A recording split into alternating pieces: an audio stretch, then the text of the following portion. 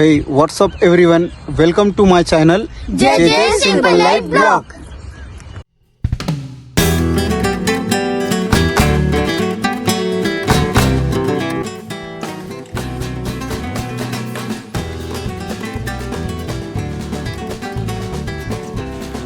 नमस्कार मित्रांनो, आज आम्ही जाणार आहोत श्रीमान रायगड किल्ल्यावर.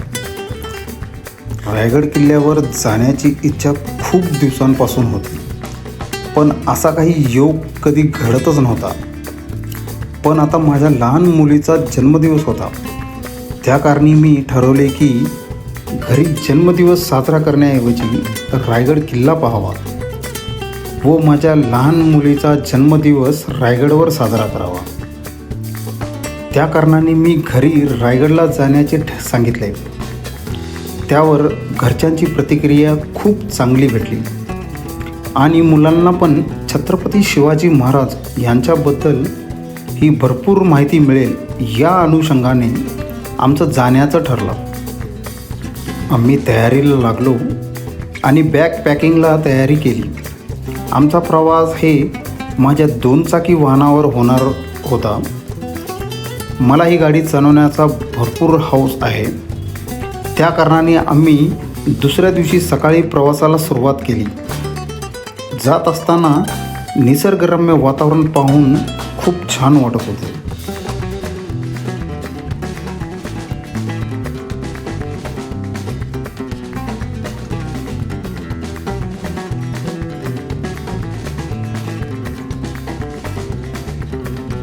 नंतर आम्ही येऊन पोचलो नीरा देवगड डॅमजवळ. पुढे घाटावर जाऊन आम्ही त्या डॅमचा व्ह्यू पाहिला. अप्रतिम असा तो दृश्य होता. चारू बाजूनी डोंगरांनी वेढलेला हा डॅम, अप्रतिम अशी त्याची सुंदरता खूप अद्भुत दिसत होती. नंतर पुढे आम्ही निघालो ते थेट रायगडला. आपण आलो रायगड गडाच्या पाट्याला.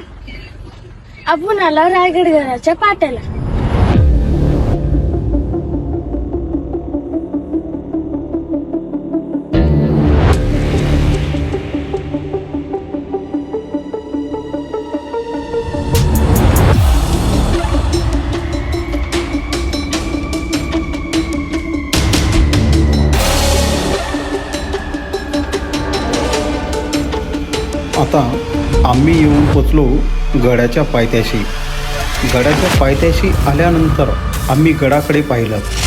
भव्य असा गड पाहून आश्चर्यचकित वाटत होता. गडाच्या पहिल्या पायरीला अभिवंदन करून आम्ही गड चढण्यास सुरुवात केली.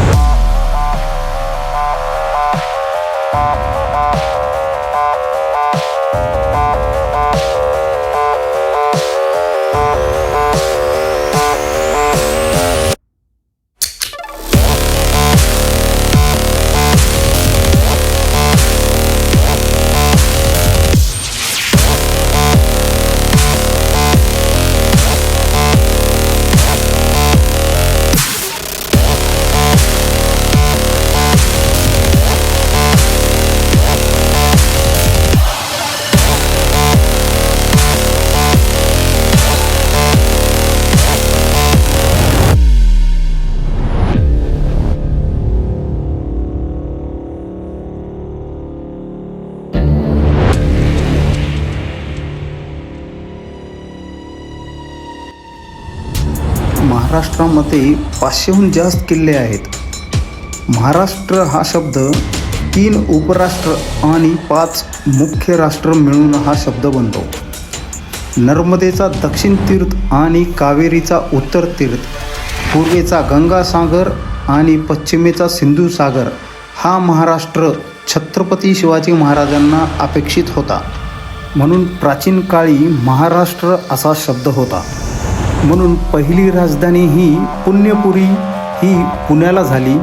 तेथून महाराज जे मावळमध्ये आले ती आरण्य संस्कृती, नंतर ते तेथून सागर संस्कृती रायगडकडे आले, नंतर ते पूर्वेला जिंजीकडे गेले. असा हा इतिहास आहे आणि या इतिहासाबद्दल जर सांगत बसलो तर वेळ काहीच पुरणार नाही.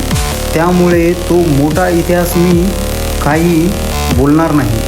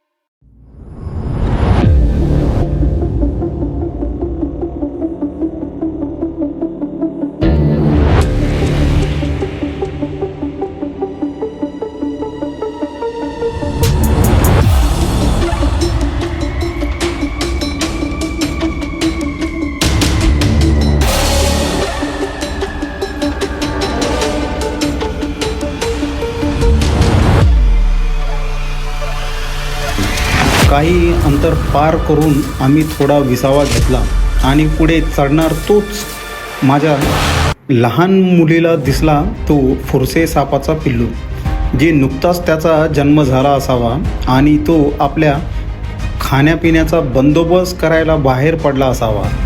तरी मित्रांनो, जर तुम्हीही गडावर येत असाल तर जरा जपून आणि काळजीपूर्वक या, कारण असे बरेच जीव आपणास निदर्शनास येतील, तर जपून चालत जा. तेथे साप, फुरसे आणि विंचू यांचे वावर जास्त आहे, त्यामुळे आपण आलात तर बसताना, हात टेकवताना थोडी काळजी घेणे गरजेचे आहे. आणि खास करून लहान मुले असतील तर त्यांची काळजीही घ्या, जेणेकरून काही विपरीत घटना घडणार नाही.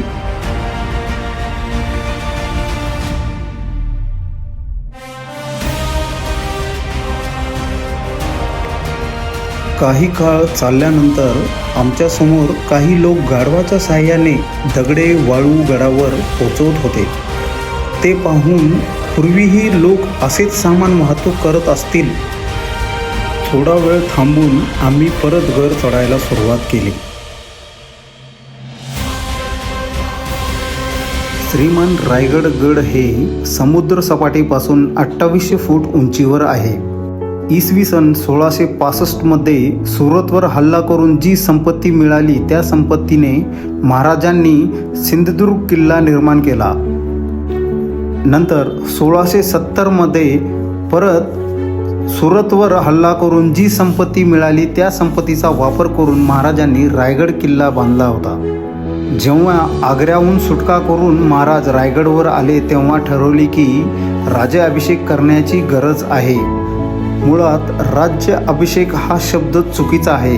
त्यावेळेस महाराजांचं राज्याभिषेक झाले होते, राज्याभिषेक नाही. मुळात हा शब्द राज्याभिषेक असा आहे, पण काही इतिहासकारांनी या शब्दाला राज्याभिषेक असा प्रस्तुत केला गेला आहे. जसे आपण मंदिरात जाऊन देवाचा अभिषेक करतो तसं राजेंचा अभिषेक केला आहे, राज्याचा अभिषेक नाही. पण या इतिहासामध्ये एकमेव राजा असा होता ज्याने राज्याभिषेक पाहिले आणि राज्याभिषेक स्वतःही अनुभवले, ते म्हणजे छत्रपती संभाजी महाराज. काही इतिहासकार असे म्हणतात की 31 डिसेंबर 1655 मध्ये महाराज जावळीस उतरले आणि महाराजांनी 1656 साली हा किल्ला जिंकला, ताब्यात घेतला आणि महाराजांनी या किल्ल्यावर 350 इमारती बांधल्या. मित्रांनो, रायगड इतके महत्त्वाचे का आहे? राज्यात 500हून अधिक किल्ले आहेत, पण रायगड इतका का महत्त्वाचा आहे? कारण रायगड हे महाराजांचे अधिकृत अशी राजधानी होती, म्हणून श्रीमान रायगड यांचे महत्त्व जास्त आहे. आणि काही चढाईनंतर आम्ही येऊन पोचलो ते महादरवाजाजवळ. काय तो दरवाजा आणि दरवाजा भोवतीचे बुरुज. सर्वात छान तर त्या बुरुजांची बांधणी होती. अशी बांधणी ही आता सध्या काय जमणार. त्यावेळेसचे बांधकाम हे आजपर्यंत टिकले, तेही जसेच्या तसे. ही खूप मोठी गोष्ट आहे आणि अशा वस्तूंना जपणे हे आपले कर्तव्य आहे. हीच छत्रपती शिवाजी महाराज यांची आठवण म्हणून आपण जपली पाहिजे. महादरवाजामधून आत प्रवेश करताच पुढे आहे हत्ती तलाव. हे तलाव खोदून याच तलावातले दगड हे किल्ला बांधायला घेतले होते. म्हणजे एका घावात 2 शिकार. तलाव ते तलाव व बांधकामाला दगडसुद्धा, अशीच दूरदृष्टी होती महाराजांची. थोडे पुढे चालल्यानंतर आम्ही आलो गडाच्या कुलस्वामिनीचे दर्शन करायला. शिरकाई देवीच्या मंदिरात. शिरकाई देवीचे मंदिर तर लहान होते, पण मूर्तीचे दर्शन करून खूप छान वाटत होते. पूर्वी मंदिर मोठे होते, पण काळाचा घात होऊन ते आज एवढेच उरले आहे.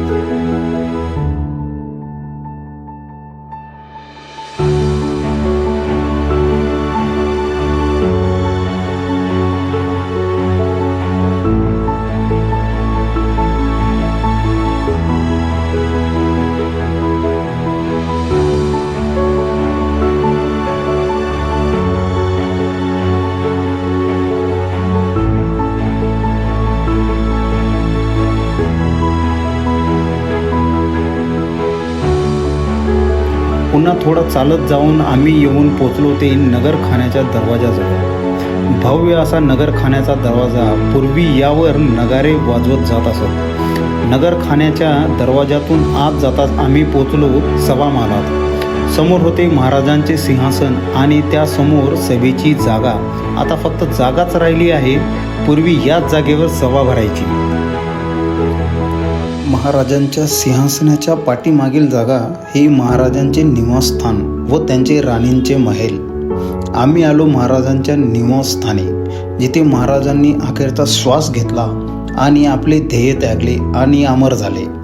त्या पावन जागेचे दर्शन घेतले आणि नतमस्तक झालो. त्या जागेचे दर्शन घेऊन मनात एक शांतता निर्माण झाली आणि डोळ्यात अश्रूही आले.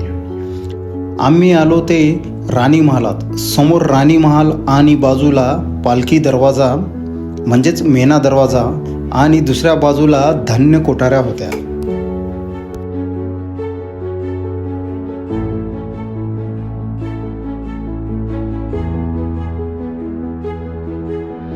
सर्व पाहून आम्ही आलो ते बाजारपेठेत. बाजारपेठेची दुकाने उंचीवर बांधले गेले होते. असं म्हणतात की येथे बाजार करणारे घोड्यावर बाजार करतात, पण मुळात असे नव्हते. ही बाजारपेठ ही मुळात बाजारपेठ नव्हती, ती फक्त पेठ होती. तेथे फक्त मोठे मोठे व्यापारी भावतोल करून व्यवहार करायचे आणि व्यवहार ठरला की ते त्या व्यापाऱ्याला ॲडव्हान्स द्यायचे.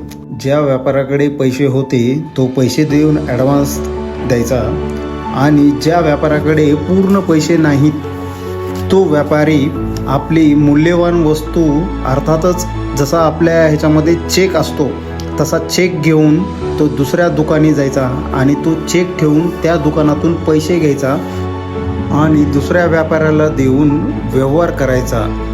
अशा प्रकारचे तिथे बाजारपेठ चालत होती. तेथे अन्नधान्य विकत जात नव्हते. मोठे व्यापारी आपल्या धान्याची फक्त सॅम्पल घेऊन त्या दुकानी व्यवहार करत असत. अशा प्रकारची ही पेठ चालत होती.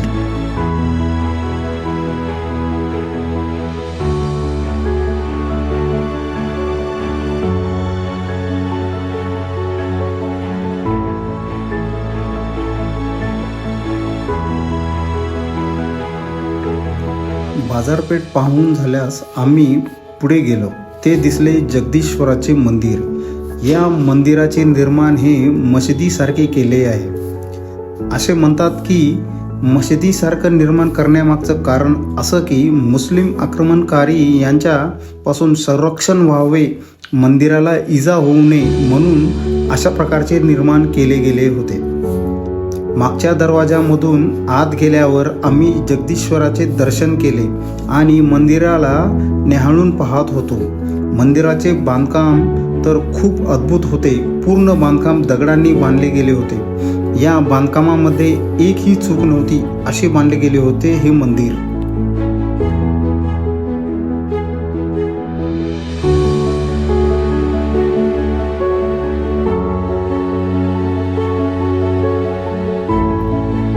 असं म्हणतात की आपल्या हिंदुस्थानला खूप मोठा इतिहास आहे. त्यामध्ये सर्व राष्ट्र आले, जसं की राजस्थान, गुजरात इत्यादी. पण त्यात खरा इतिहास हा आपल्या महाराष्ट्राचा आहे. कारण दुसऱ्या राष्ट्रांचे पाहिलं तर त्यांच्या इतिहासामध्ये आपल्याला असं पाहायला दिसतं की कुणी आपल्या बहिणी दिल्या, कुणी आपल्या मुली दिल्या आणि तह केला. म्हणून त्यांचे गडकिल्ले आजही तसेच उभे आहेत आणि वास्तू सुरक्षित आहेत. पण आपल्या महाराष्ट्रात असे काही घडले नाही. आपल्या माया बहिणी व मुलींची आहुती देऊन स्वराज्य नाही घडवला, तर तो स्वबळावर घडवला आहे. आपल्या महाराष्ट्रात कसे जगावे हे श्री छत्रपती शिवाजी महाराजांनी शिकवले, तर कसे मरावे हे छत्रपती संभाजी महाराजांनी शिकवले आणि कसं लढावे हे राजाराम महाराजांनी व त्यांच्या धर्मपत्नींनी शिकवले. असा आहे माझा महाराष्ट्र. इसवी सन 1700 शतकात राजाराम महाराजांच्या धर्मपत्नीला वैधत्व प्राप्त झालं. एका हाताने कुंकू पुसले, पण हातातला खडक त्यांनी औरंगजेबासमोर नाही ठेवला. जर ठेवले असते तर कोल्हापूर काय पूर्ण दक्षिण औरंगजेबाने जहागिरी दिली असती त्यांना. पण त्यांनी असं काही केलं नाही आणि ते लढत राहिल्या. त्यामुळे आपण आज कपाळावर गंध लावून मिरवतो आणि आपल्या आई बहिणी मुली पदर आजही साबूत आहे ते स्वाभिमानाने जगतात. नाहीतर आपली ही अवस्था काय झाली असती हे तुम्हाला माहितीच आहे. हा इतिहास स्त्रियांना कळणे फार गरजेचे आहे, जेणेकरून आपली संस्कृती जपली पाहिजे आणि टिकलीही पाहिजे.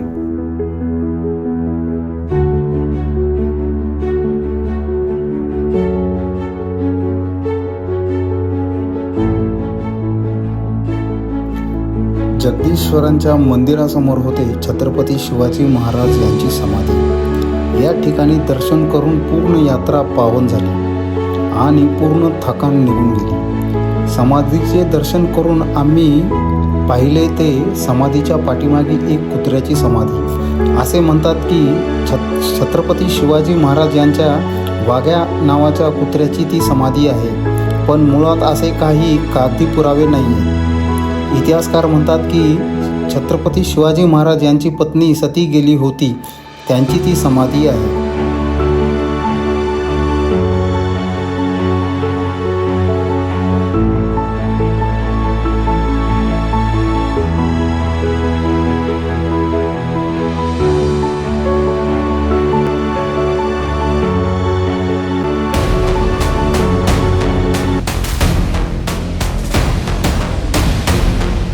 ही सर्व वस्तू पाहून आम्ही निघालो तकमक टोकाकडे.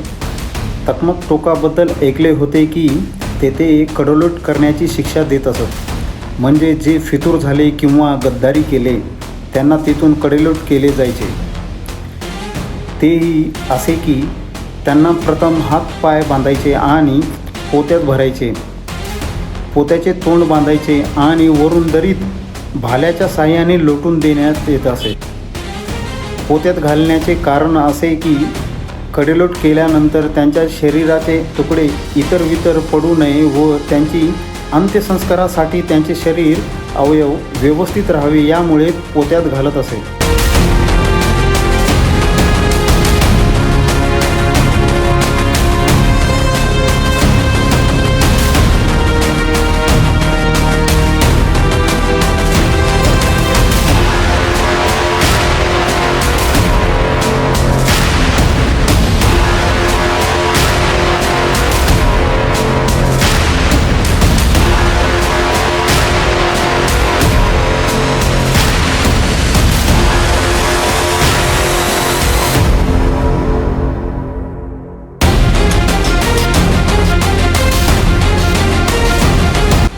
या तकमक टोकावरून जो सह्याद्रीचा नजारा दिसतो तो खूपच सुंदर आणि अद्भुत नजारा मी पाहिला. मी एवढेच म्हणेन की आयुष्यात एकदा तरी सह्याद्री पाहावा आणि त्यात रायगड तर पाहावाच पाहावा.